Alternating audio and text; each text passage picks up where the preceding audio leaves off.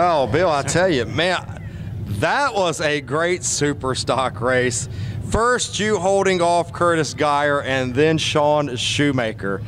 But the car and yourself look great. Talk about your race, Bill. Well, first off, I want to thank my dad.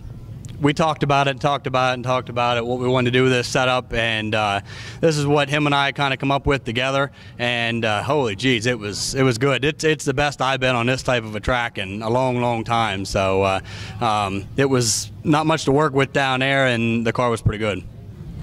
Talk about the last lap. Sean Shoemaker got on the inside of you. What were you thinking coming off turn 4? Well, I was trying to be awful conservative. I'm like thinking to myself, don't mess this up the last lap, don't mess it up. And I was being real conservative not to slide high there, and kind of broke my momentum. But it is what it is. We got her done. I want to thank my mom and my brother for coming out tonight, and my girlfriend. My daughter couldn't make it tonight. And the most I wanted to get here, this little fella here, he said about how big of a fan he was of mine, and I figured if we can get her done, I want to get his picture taken with me tonight.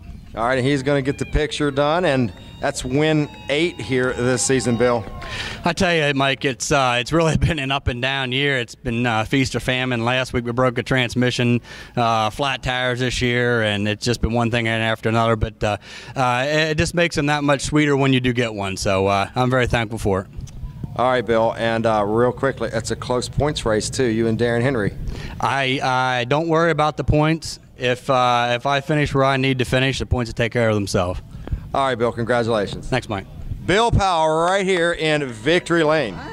Win 8 on the season.